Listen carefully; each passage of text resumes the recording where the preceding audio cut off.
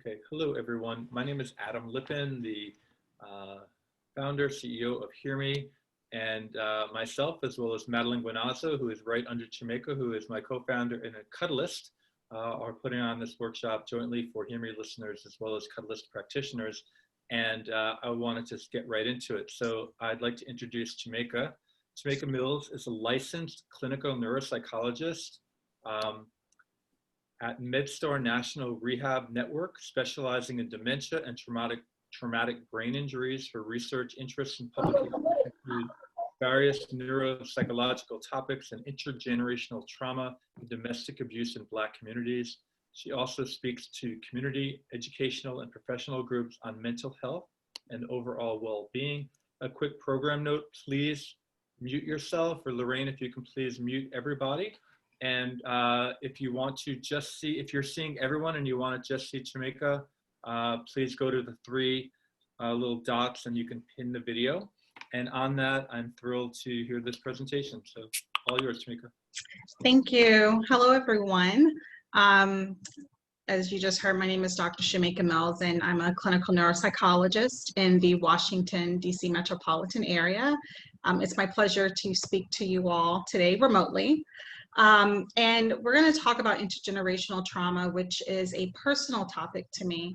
I've been researching it now for about 4 or 5 years roughly, and there's not a lot of research on it. It's a very dense and complex topic. So my goal today is really just to give a general overview of intergenerational trauma and hopefully instill an appreciation for its impact, not just on past generations, but also on our present and on future generations. Please feel free to ask questions through, I guess probably the chat would be the best way, and if I can see them as I'm going through, I'll answer them, or perhaps if there's time, save them to the end, but I'll try to address them. I'm just going to share a PowerPoint slide with you all, so you have a few things to look at as we go through.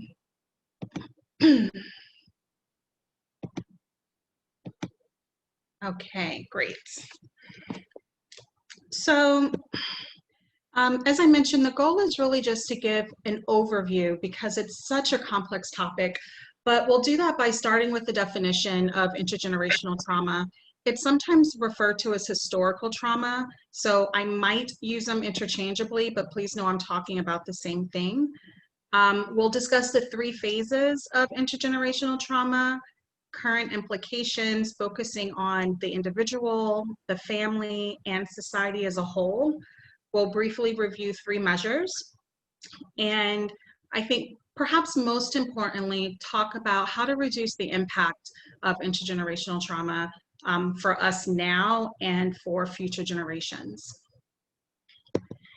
I like to start many of my presentations by providing some context, something to think about as we go through the slides. And this is a quote by Walter Rodney, who was a Guyanese historian, political activist, and academic. And you can see, but the quote reads, "No people can enslave another for centuries without coming out with the notion of superiority. And when the color and other physical traits of those people were quite different, it was inevitable that the prejudice should take a racist form." So I'd just like for you to keep that in the back of your minds as we go through the definition and the phases and the impact of intergenerational trauma. So what is intergenerational trauma? It's the cumulative emotional and psychological wounding that occurs over a lifespan and across generations, originating from massive group experiences of oppression or genocide. Now, this is a pretty complex definition, so I'm going to break it up into pieces to help explain it a little bit better. I like to first focus on the word oppression. Oppression is a term I think is overly used because people don't really understand what oppression is and how to identify it. Oppression is the prolonged, malicious, or unjust treatment or exercise of power, often under the guise of governmental authority and to the detriment of the recipient's culture. The goal of oppression, one of the main goals, is to instill a sense of hopelessness. If an individual or a group of people feel hopeless, they are less likely to undermine their oppressor's authority.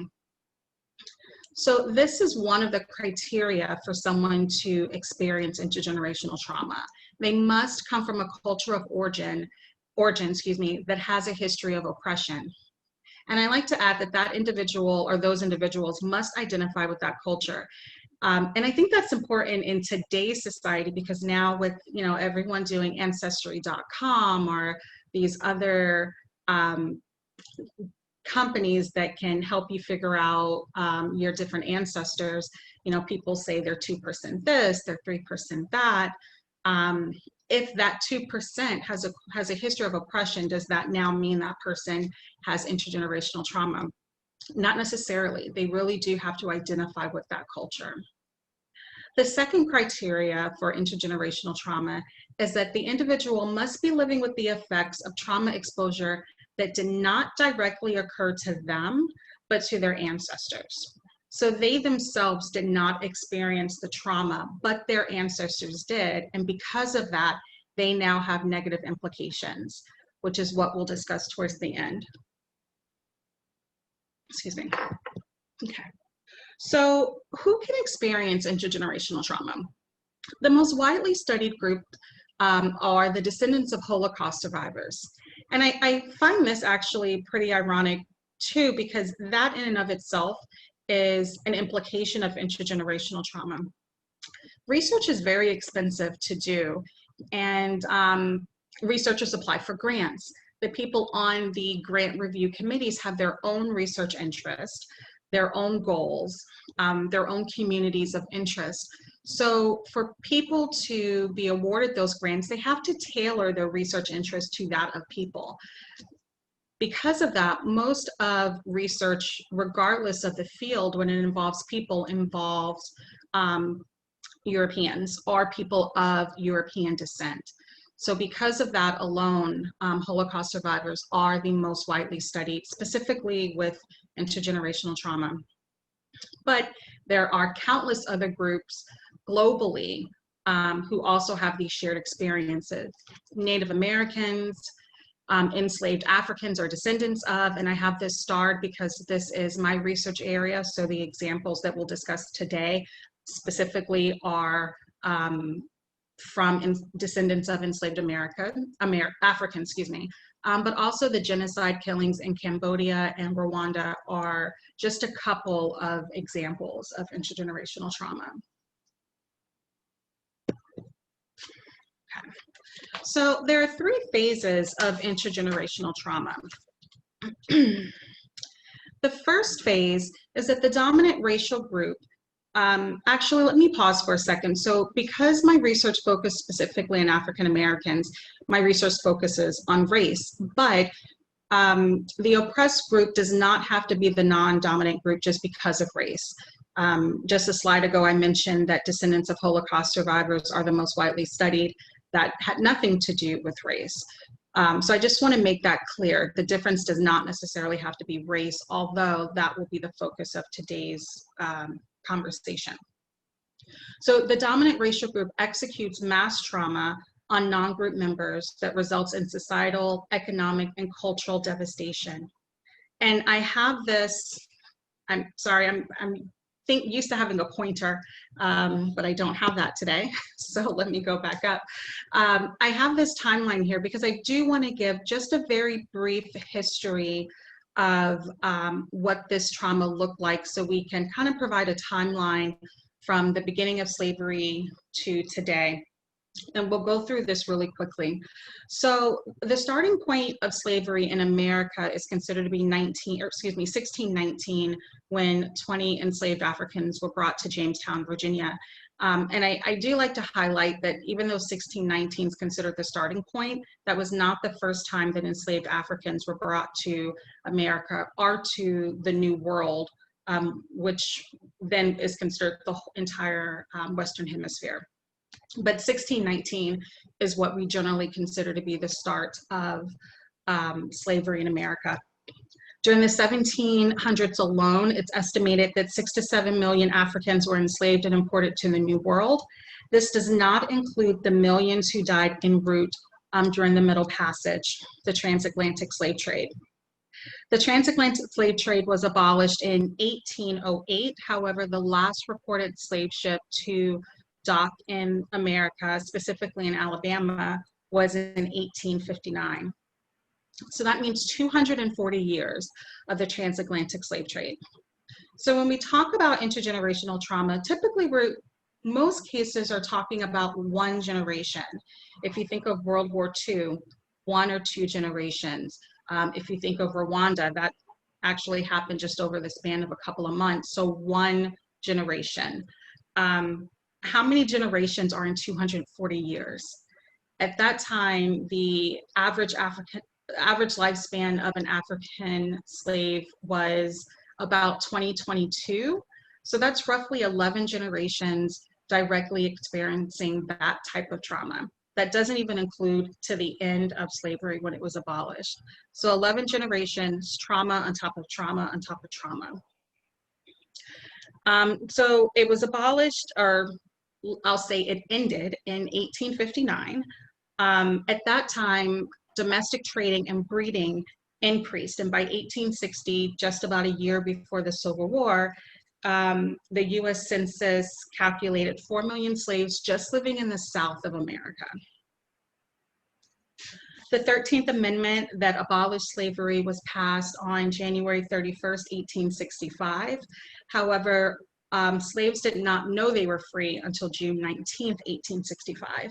And for anyone who's ever been curious, this is why now Black Americans celebrate what we call Juneteenth, June 19th, which is the day that as a whole, African Americans consider slavery to have ended, because that's when slaves were actually informed. The 13th Amendment was adopted on December 18th, 1865. And there is an excerpt that I'd like to read from the 13th Amendment, because I think it will again provide context into why this is important today. So it reads, neither slavery nor involuntary servitude, except as a punishment of crime, whereof the party shall have been duly convicted, shall exist within the United States or any place subject to their jurisdiction. It's the word crime that I think is really important. There's a history of criminalizing Black people in America, specifically Black men. And this started with slavery. It certainly continues today. One of the first silent films in 1915, The Birth of a Nation, one of the first silent films that depicted Black people, depicted them as being sexually aggressive towards white women. And that's a theme that has, we can take that right up to today. So when we talk about slavery is only acceptable if you have committed a crime, if you are criminal, and then we consider what we call the school to prison pipeline within the Black community, and the disproportionate criminal rates within the Black community. I just always like to note that. I think it's pretty interesting. The other thing that I think is important to consider, because we do talk about the economic fallout because of intergenerational trauma, is I think sometimes a lot of people think that slavery ended and then everyone went about their merry way. But what do you do if generations of your family never had an opportunity to raise money or earn money, or earn fair money? You don't just pick up, pack your bags and move. You typically have to kind of stay where you are just for financial reasons. The third thing that I like to continue are, that I think is important to consider when we think of this timeline. So slavery was abolished in 1865. The last known slave, Mr. Sylvester McGee, did not die until 1971 in Mississippi. 1971 was less than 50 years ago. I wasn't alive in 1971, but my parents most certainly were. So I think when we talk about how long ago something occurred, it may not have been as long as we actually think. So when I think about intergenerational trauma within African Americans, I think from 1619 really to 1971, when Mr. McGee passed, we had people who directly experienced the trauma. And remember, that second criteria of intergenerational trauma is the trauma did not occur to you, but to your ancestors past. Ancestors were still living in the 1970s. Okay. So moving along with our timeline, 1868, the 14th Amendment passed that granted citizenship to Black people, but we know that there were other laws, federal, state, and local, that kind of kept Black people from basically living a second-class citizenship. The 15th Amendment granted African American men the right to vote. That was in 1870, and then it wasn't until 95 years later with the Voting Rights Act of 1965 that outlawed practices to illegally prevent African Americans from voting.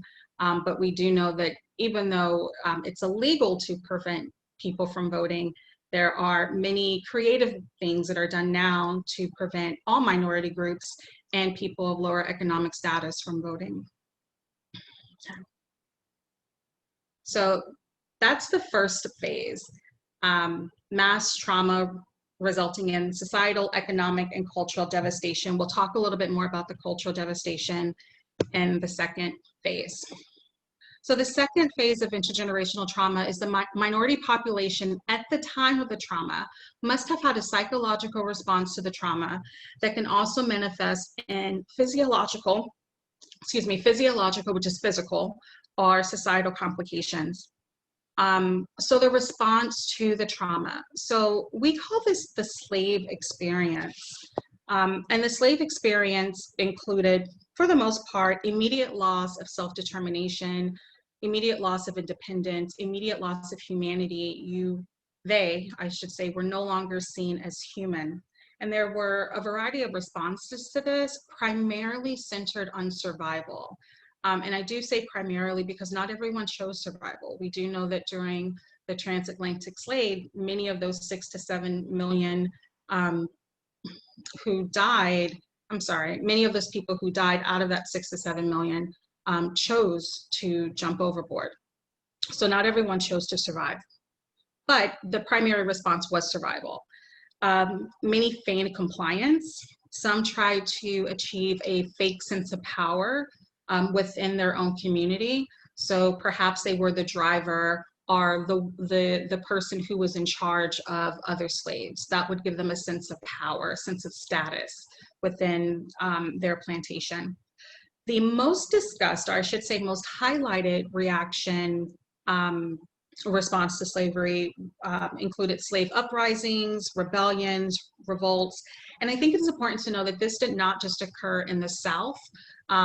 There were also many rebellions in the North. One of the most substantial one was actually in New York.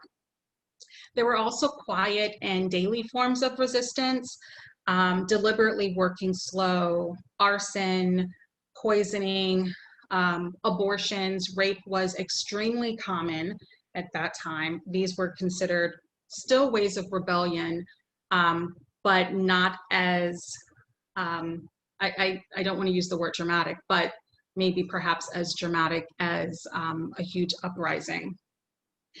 There were also religious meetings that were held. Religious meetings and services to help provide a sense of hope.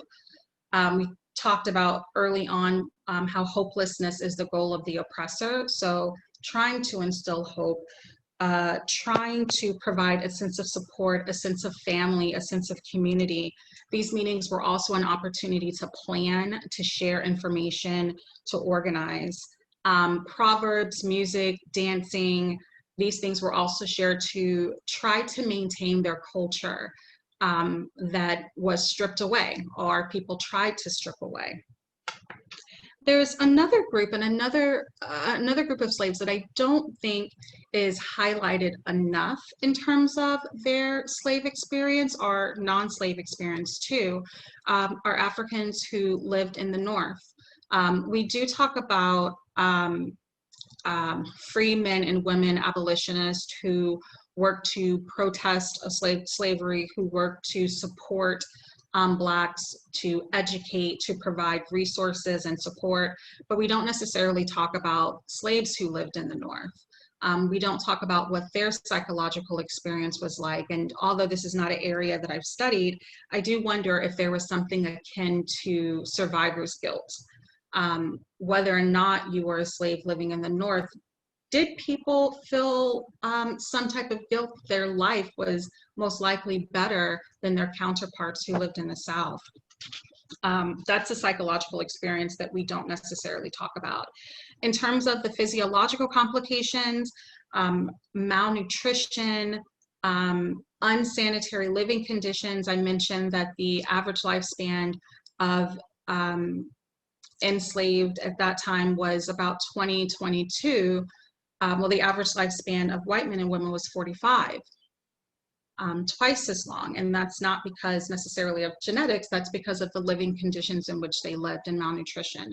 So physiological complications and some of the societal ones I did mention in terms of loss of culture.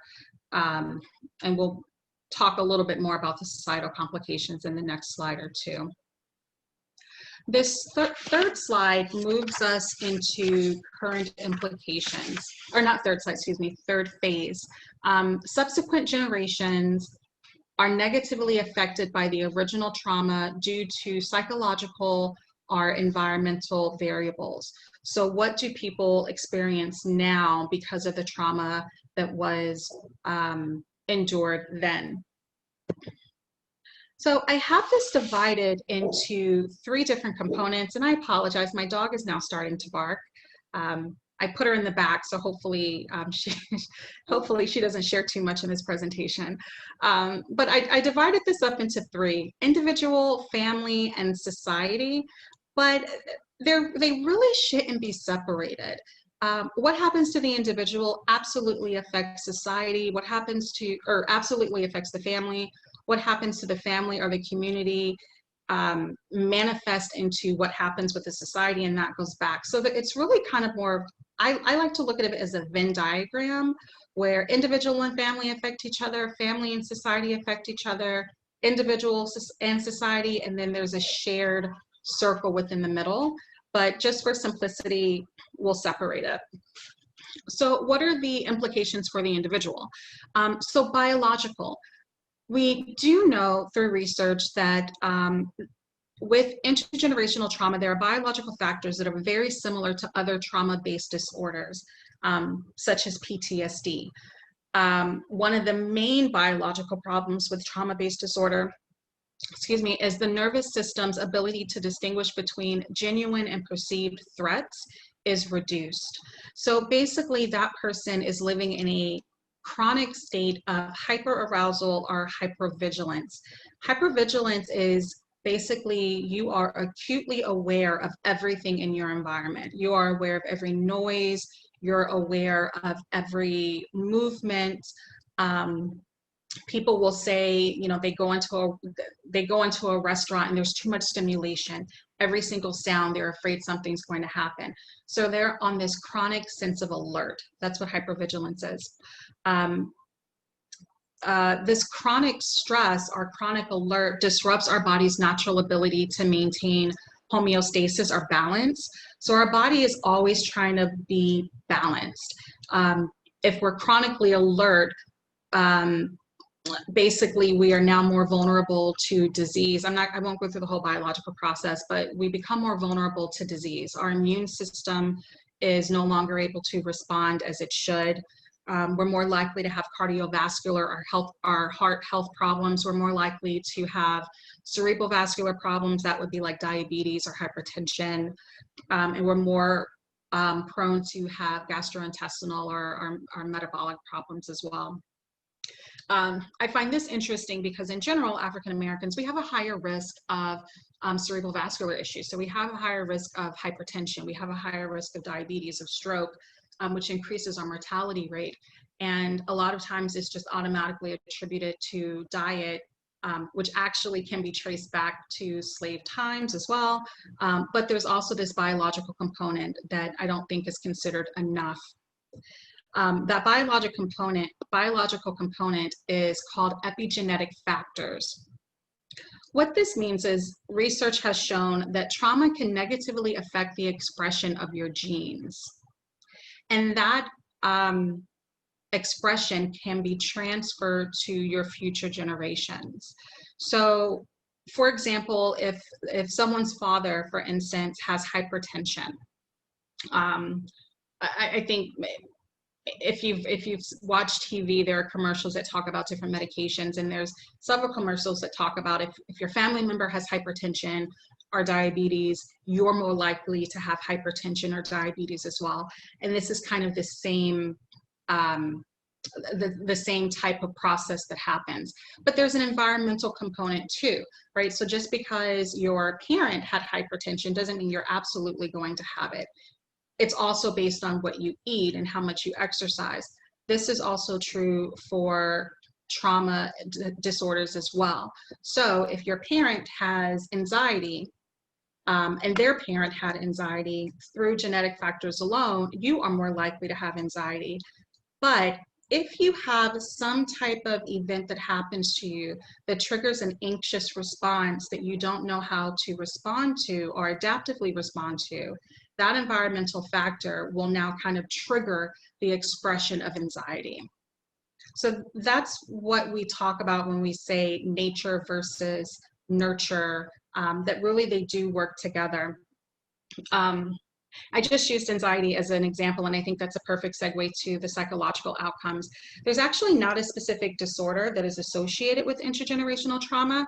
I cannot diagnose anyone with intergenerational trauma.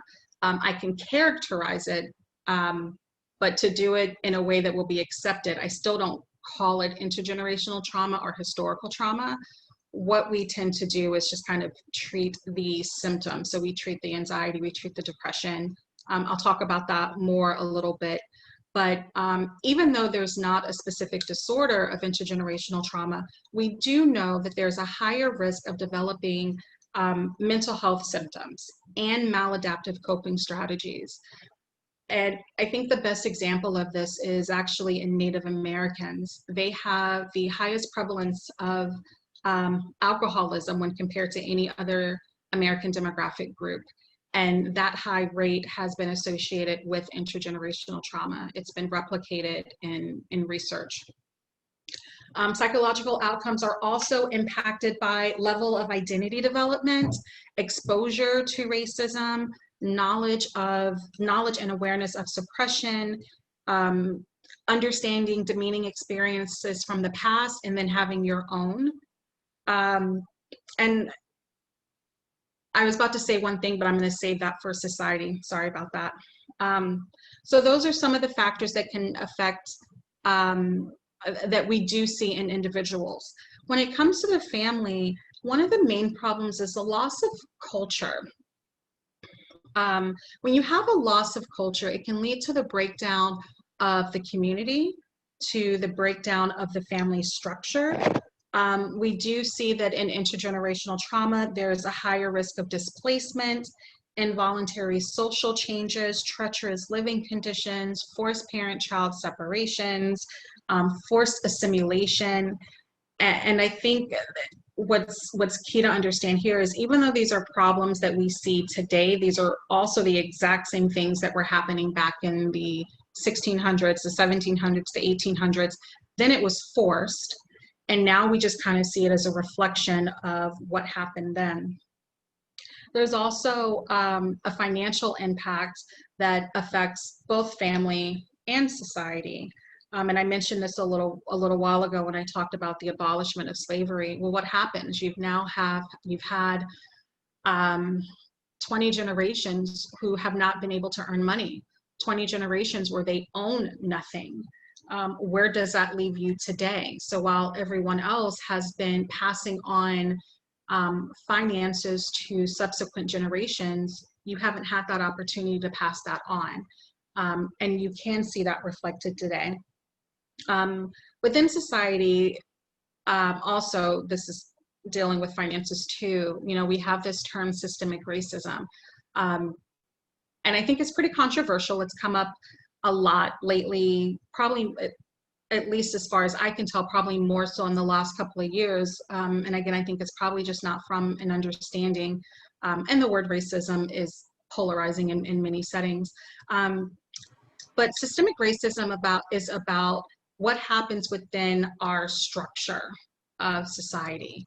So this could be that Black families may have a harder time getting loans, or their loan rates may be higher than their white counterparts who have the same type of economic background. This is unfair hiring practices, housing discrimination, lack of access to educational resources, food deserts. Food deserts are basically areas or entire communities where it's extremely difficult to get healthy foods like fresh fruit and fresh vegetables, for instance. There's not an organic market. That would be considered a food desert. So that's what systemic racism is. Within the system, there are unequal opportunities for, and as far as this presentation goes, for Black people to have the same. So you have a higher interest rate, you're spending more money over time, you're losing income over time. With intergenerational trauma, there is also just a loss of safety. And this is more than just physical safety, although that is what's prominent. And I think we see this, it's being publicized so much more in terms of safety of just going about your daily life, safety of walking down the street, safety of being in your home, safety of going to work, safety of being at work. But there's also the loss of psychological safety. There's also the loss of economic safety, which affects your overall health and well-being. Okay. So what does this mean kind of overall? Sorry, I didn't mean to hit that yet. So this ends up, how it's manifested today is there's kind of this natural distrust, within the system. So there's a distrust of the healthcare system because there haven't been adequate resources to healthcare, or actually I should also say harmful access to healthcare. There's implicit just distrust of systems, educational systems, political systems. There's a thought of self-hate, a thought of hate of your own culture because you're not good enough. All of these can lead to maladaptive coping strategies. All of these can lead to changes in our physical health, behavioral health, emotional health. And those are problems that we pass on to the next generations. So there is no, let me rephrase that. There are measures to assess intergenerational trauma, but in my research, I have not heard or seen of any of them used clinically. They've just been used in research. As I mentioned, I cannot diagnose someone with intergenerational trauma. And I do find it interesting that we don't even use some of the measures that have been researched. I give measures to assess for depression, even though I can diagnose it just by talking about it. I give a measure to assess for PTSD or anxiety. Why not for this too? So I just want to briefly go through 3 of the measures that I've researched a little bit. The first one is the historical loss scale. This is specific for Native Americans, and it asks them to rate how frequently, they've experienced a variety of losses. It focuses on a loss of language, culture, traditional spiritual ways, family ties, self-respect due to poor treatment, family members due to death, respect for elders, traditions, trust in Caucasians, losses due to alcoholism, and losses due to government relocation. And I think it's important to highlight those losses and to consider how even just experiencing one of those losses, how that would impact you if you were told you can no longer speak your native language, if you were told you cannot practice your religious beliefs. The second was actually developed by the same team, Whitbeck, is the Historical Loss Associated Symptom Scale, and this is for any demographic group. This one asks the raters to rate their emotions as they experience their losses. So the two can actually go together. The emotions covered include sadness, anger, anxiety, shame, rage, fear, mistrust, isolation, avoidance, loss of concentration, loss of sleep, discomfort around European Americans, and repeat losses. There are two things that I want to highlight here. When we think about, the 1600s, the 1700s, some of the 1800s, we weren't using terms, or I wasn't there, they weren't using terms like depression, PTSD, acute stress disorder, but I think if I had lived back then, I would experience every single one of these emotions individually and simultaneously. The repeat losses, I think, is very important. If I think of current examples, I was recently in a conversation, I don't even know if I should say this, but I'll say it. I was recently in a conversation where someone essentially said, well, how are you continuously affected by the things that you see on the news? How are you continuously affected by Black men and women and children dying? That's a repeat loss for me. Even though I don't know those people personally, I still consider them part of my family. They still look like me, they look like my family. That's a repeat loss that's experienced every single time I turn on the news or read the newspaper or turn on some social media. So that's something that's also measured in this scale. The last one, the African American Historical Trauma Questionnaire. I apologize, I just realized I don't have the year. It's about a decade old. I did not develop this questionnaire, but I did write the paper with the developer, Dr. Williams Washington. As far as either one of us has found, specifically her, since she developed it, there is no other scale that measures intergenerational trauma in African Americans. And this measure looks at the connections among personal experiences with discrimination, memories of critical traumatic experiences suffered by previous generations. So even just knowing of those experiences can be traumatic, and your current level of historical trauma. Some of the factors that it looks at is negative affect and resentment, so negative feelings, concern for group integrity, in-group identification, and your own perception of discrimination. And I mentioned a few slides ago that one of the factors that contributes to psychological outcome is identity development. Identity development for yourself and identity development as a member of a minority group.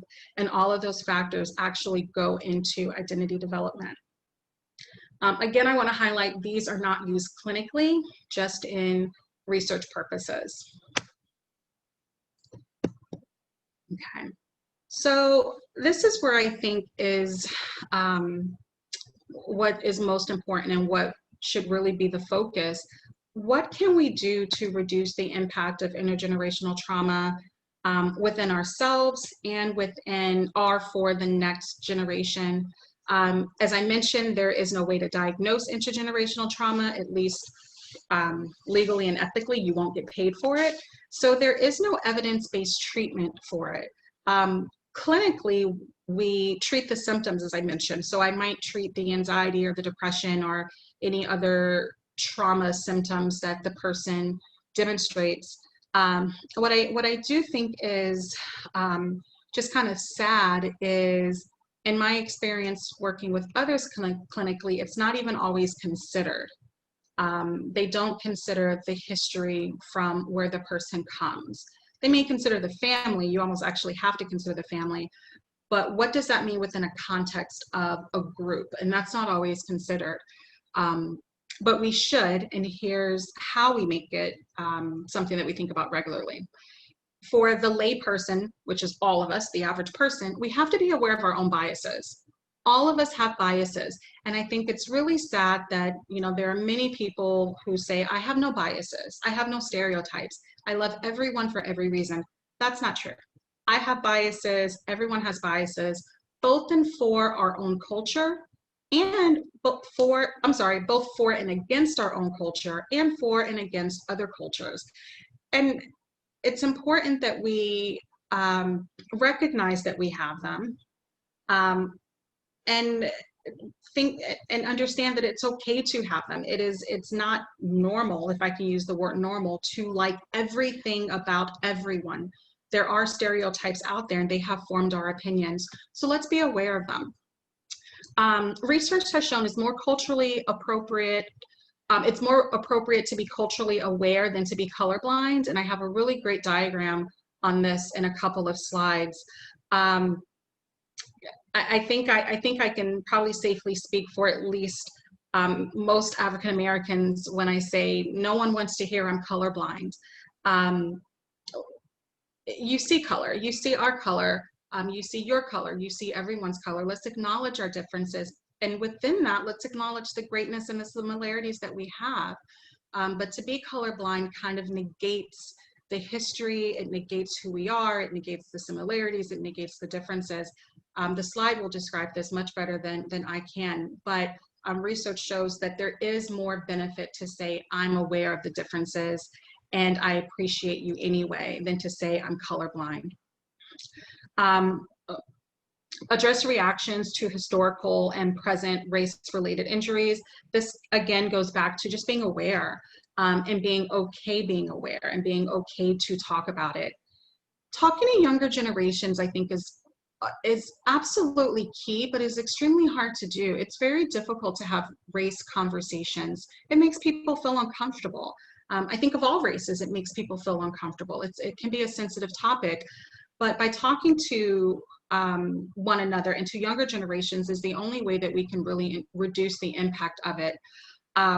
You want to be honest about the past trauma of the culture, while also instilling a sense of pride and adequate or adaptive coping skills. I talked a few slides ago about how someone with intergenerational trauma, how they are more likely to develop maladaptive coping skills, avoidance, alcoholism, a plethora of other coping skills. So while talking about these extremely traumatic, extremely sensitive experiences, also teaching them how to manage them, what to do if they encounter these experiences. Many African American parents and caregivers find themselves in situations where they have to speak to their children about what racism is, what you should wear, what you should do, how you should talk, how you respond to these different experiences, and how do you cope with them on an emotional level. I think this is something that literally everyone should be doing. I do have this other piece. By not talking to them, or whether or not we explicitly discuss it, we are teaching them by not being open and honest and not instilling this sense of pride and self and culture, and not instilling the coping skills to not trust the world and to not trust others. There have been great but awful examples of that recently, where you see there was a video of a child who was playing basketball and a police officer drove by and the child hid behind a car for the moment. I don't know if someone told that child that or not, but that's teaching mistrust, and we don't want to do that. Discuss cultural sources of pride and pain. I think I discussed that a little bit. And the last one, do not discount or negate the impact of another's cultural experiences, nor should you say you understand. To say you understand is a very triggering word, not just when it comes to intergenerational trauma, actually when it comes to a lot of things. People don't like to necessarily hear, I understand, when that person hasn't gone through the same experience. You absolutely can appreciate their experience. You can absolutely empathize with their experience, with their pain, with their thought process. But the word understand in and of itself can be a very triggering word.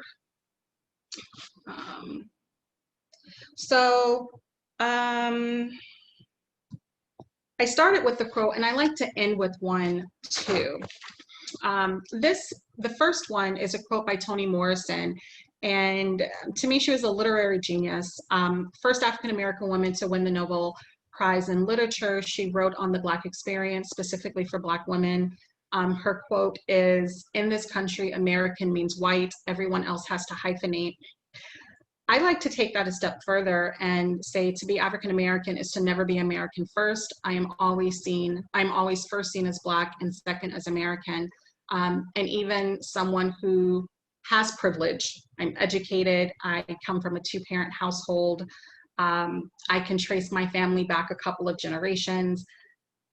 Even understanding my privilege, I still think this is true, not just for me, but for other Black Americans as well. This is the slide that I mentioned on being colorblind, and I apologize, I don't know the source of this. I've had this on my Instagram forever, and I cannot make out who that ed is from, but I did not do this, and I love this depiction on the dangers of I don't see color mentality, ignoring the complexity of racial issues, not actively dismantling your own prejudice. Again, we all have them. Minimizing the struggles of people of color, limiting your ability to appreciate individualism, and you can't fix something that you cannot see. And again, I feel comfortable saying that most minorities don't necessarily want to hear, I don't see color. This actually just came up in a professional meeting where someone of color said that, and the response was deafening in silence. And then these are, as you can see, I pulled these from social media, and I put the person's name, and I felt comfortable sharing them because they were shared over and over and over again. I found these within like 5 minutes of turning on social media, and all of these were in response to the recent young man, Jacob Blake, who was just shot in Wisconsin. And I think all of these actually reflect back on what some of this talk has said. So in this first one, Mr. Benjamin Dixon, he talks about having to talk to, I'm sorry, I'm mixing up with Benjamin Dixon. He kind of talks about that progression, connecting the past to the present. The one in the middle, left PhD, talks about how to not traumatize your children. The one up top, I never watched the George Floyd video, and he says, "My soul can't take it." This is a sentiment that I've seen reflected over and over and over again. It's a sentiment that, you know, I share myself. I choose not to watch videos. The one on top, I'm sorry, is actually covered with our videos. But again, it's talking about emotionally not being able to handle another again. So this is that repeat losses that I mentioned, not knowing who the person is personally, but feeling that loss as if it was your own. And then this one, the very bottom, I'm so used to have a clicker, I'm like clicking in my hand. Talking about, it's covered, so I can't read the exact quote, but basically, do we still have our civil liberties? And this is what the Voting Rights Act of the 1960s was about, guaranteeing our civil liberties, and do we still have them now?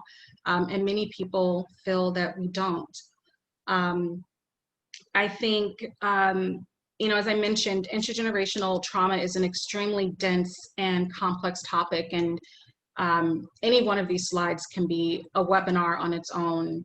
I think it's something that we all experience, whether or not we experience because we are interacting with the person who does, or whether or not we meet the criteria and experience it ourselves. I think it's also important to consider that a lot of times people don't realize that what they are experiencing is intergenerational trauma. The person on here who says, "My soul can't take it," this is actually from someone I went to high school with, and I'm not sure if he's ever heard of intergenerational trauma, but based on that alone, I can guarantee that that is what he's experiencing. So I think one of the key takeaways is to appreciate, not understand, but to appreciate how the past can absolutely influence our present, to understand how the past is actually not that long ago. And that it still has ramifications for how people live their lives as individuals, how their family is affected, and absolutely how that impacts our society and all of us as a whole. I lastly wanted to end with just a couple of like readings that kind of talk a little bit about this. The first one is the article that I co-wrote with the psychologist who developed the African American historical trauma that just went out in 2018. The Warmth of Our Sons is a story that, I mean, it says here, depicts the great migration of Blacks from the South to the North. I think I briefly mentioned as an implication for today, the mistrust in the healthcare system as a whole. The Tuskegee syphilis experiment is a profound example of why that mistrust is even there. Even the rat was white. I talked in the very beginning about research and how research impacts who and what we study. And this, it's a very short read, but it does talk about how race impacts currently research and the results, and then how we respond to people and to different things. And then The Immortal Life of Henrietta Lacks. This story is actually just recently, I think, starting to become publicized. And I'm in the DC area, so this is kind of like right down the street at Johns Hopkins.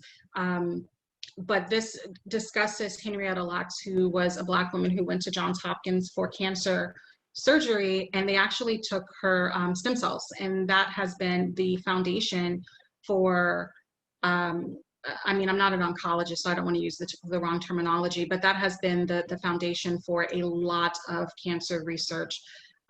So I think by learning of these different stories, it gives you a different type of appreciation for how people think and how they behave now.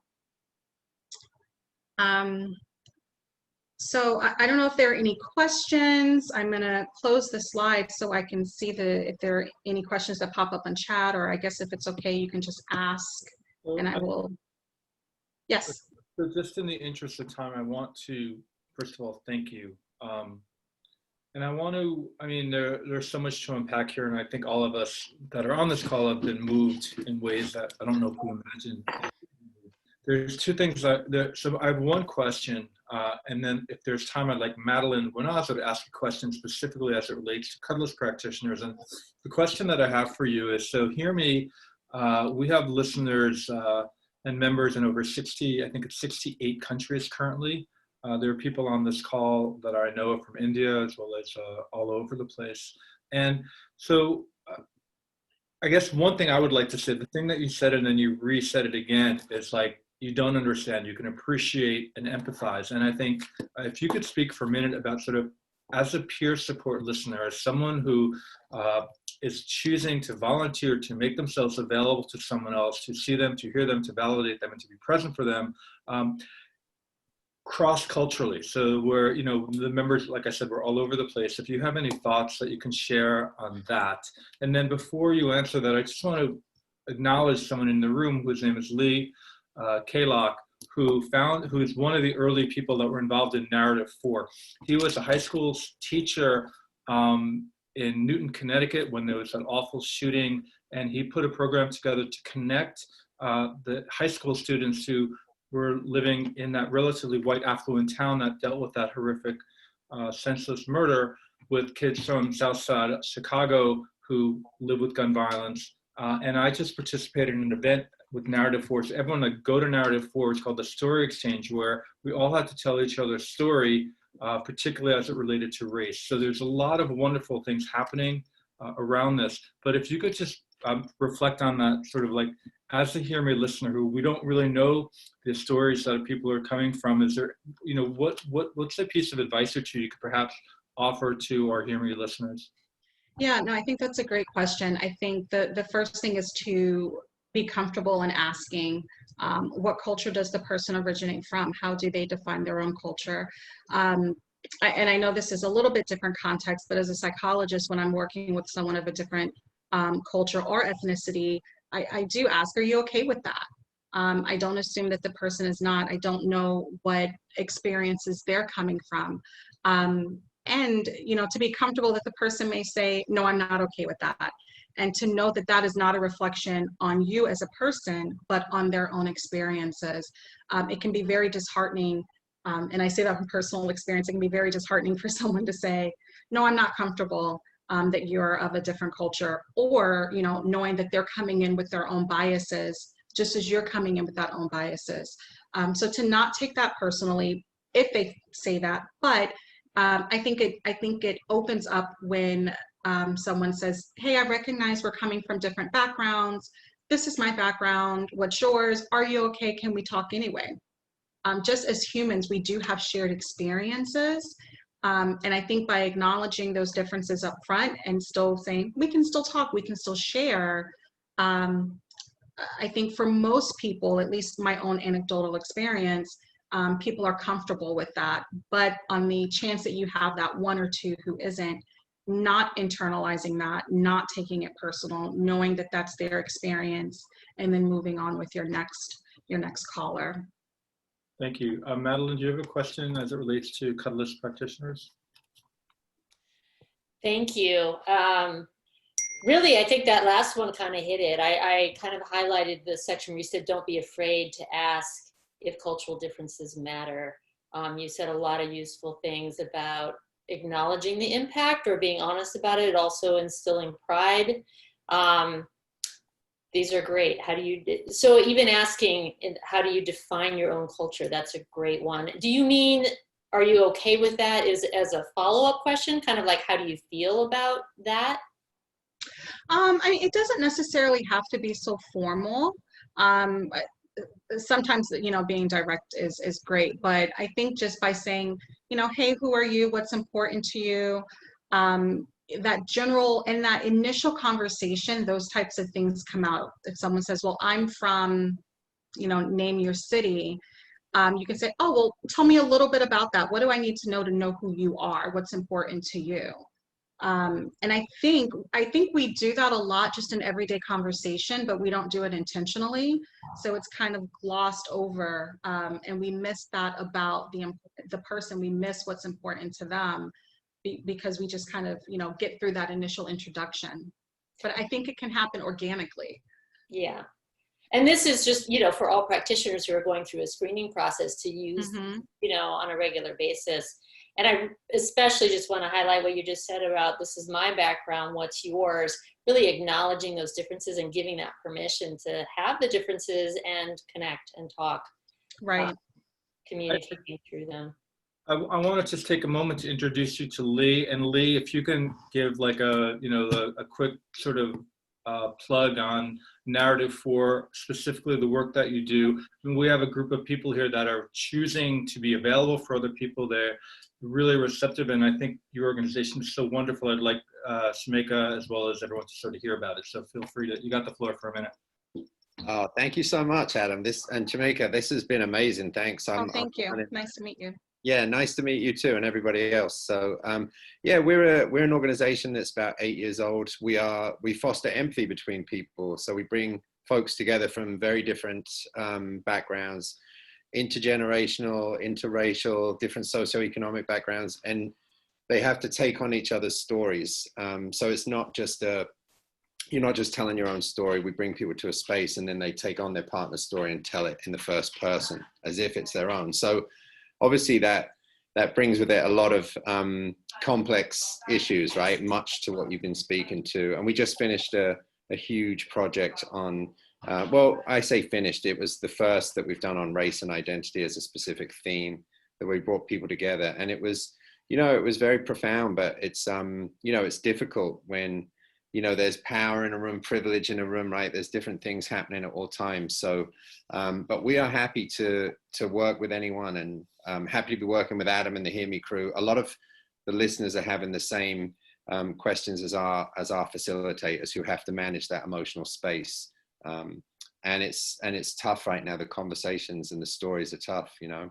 And I liked what you said very much about telling people and asking people if it's okay in your culture to hear this. And we've had it where people are like, no, I don't want you telling my story. My story's been on your lips for generations already. We even have had some of that pushback. So, but yeah, we're an empathy organization. You feel free to check us out, and I'm sure we'll be, you know, reading more of your own stuff too, and help. And what's the name? I wrote down the Story Exchange, but is that the name of your organization? No, it's narrative and the number 4.com. Okay. Yeah, narrative4.com. Yeah, and you can see what we're up to and how we're trying to, you know, partner with the Hear Me crew and everyone doing this sort of good work, you know. Yeah, And it's it can be very difficult, but rewarding. Yeah. Yeah. They call it a soft skill. We say it's a very muscular thing. It is much more muscular than it is soft. I agree. Thank you anyway. Thank you, Shamika. There was one question of, you know, Robin had of, you know, if they want to ask you more questions, are you open to that? And is there a way that they could reach out? Absolutely. You have my email, Adam. So if you want to post it or you can type it in the chat, I'm perfectly okay with that. Would you mind putting that in the chat now, please? Sure. I will say it does give me a couple days. So if you don't get a response back day one, I am not ignoring you. Yeah, and if you want to get the response, get it to me or Lorraine, and we can aggregate them. Okay, that'd be great, because maybe people have questions that other people would like to ask but don't. So yeah. Okay. I hate running. I'm going to make so the meeting's officially over, but I'm inviting everyone. Do you have like 7 more minutes so we can? Sure. Okay. So for those of you who need to leave, sincere appreciation. We're going to put this out there. Please share it. Please get your friends and family and networks to watch this, because I think everyone in the world should be required to watch this. And I think it was really, really profound. And I'm glad that we have the opportunity to do this. So so the floor is open. You can unmute yourself, or you can write a question if you have any. There's a question in the chat. It's a little lengthy. I'm just going to read it, and maybe I can respond to the question in the chat too. So the person is asking about secondary post-traumatic disorder. So yes, PTSD is actually, you wouldn't think it, but it's a pretty controversial topic. The question is asking about secondary post-traumatic disorder, which basically hearing about the trauma of someone else, can you then develop PTSD yourself? That's the first part of their question. How it ties to generational trauma. So the short answer to, is there, a post-secondary traumatic disorder? Yes. Is it recognized as a disorder? No. And I say that with hesitation. Clinically, we have to diagnose from our DSM, the Diagnostic Statistical Manual, and you would think I would know that fully, the full name. We're on the 5th edition.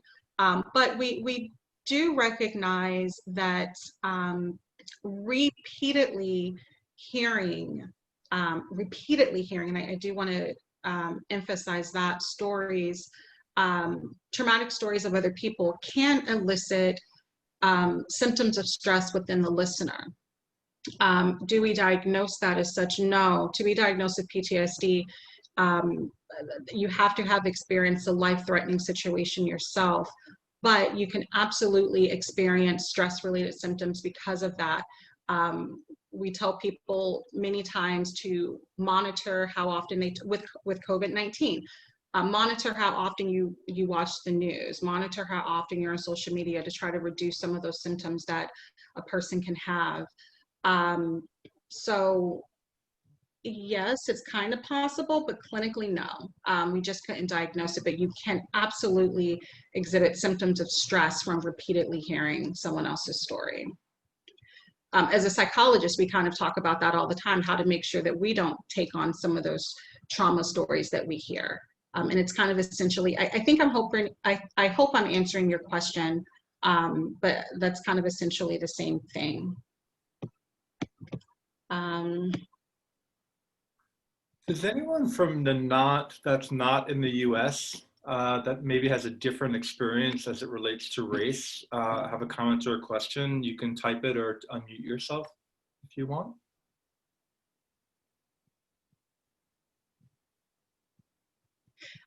Well, maybe people are thinking of adding something. I'll say I actually grew up in Germany.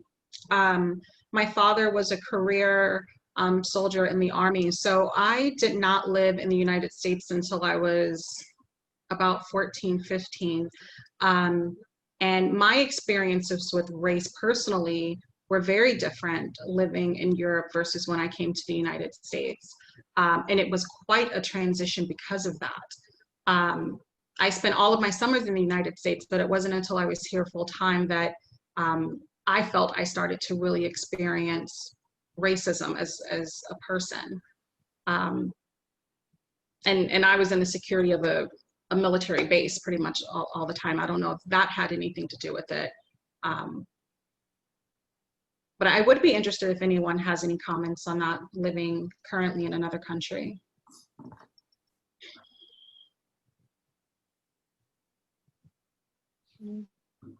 We can open it up for any question if anybody has one, or just we can all. Is there any further questions? Are there any further questions? Do you have a question?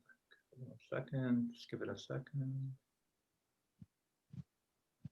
Okay, so what I'd like to do, if it's okay with everyone, is if we can all sort of like send our appreciation via, you know, whatever energetic channels are around online. And so let's spend, I'd like to spend, if it's okay, like 30 seconds, just sort of all of us really acknowledging Shameka and thanking her, because I know I'm enriched from this, and I know that Gandhi and Muhammad, etc., Jesus had original thoughts. The rest of us, they're all, you know, here. So I can't be alone in that sort of feeling.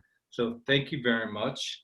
And I'd like to send some positive energy your way. So if you can do that with however it is that you do it, feel free to do it. So I'm sending it to you, and I'm sure everyone else is in their way as well. So thank you. Thank you. Thank you so much for the invitation. I really enjoyed this. Well, hopefully this will not be the last presentation that you're willing to make with us. So on that note, from Hearing Perspective, we'll put it out on our channels. Madeline will put it out on her channels. Please let other people share this with people. And again, thank you. I don't, words aren't inadequate at this point, but thank you very much. You're welcome. Take care, everyone.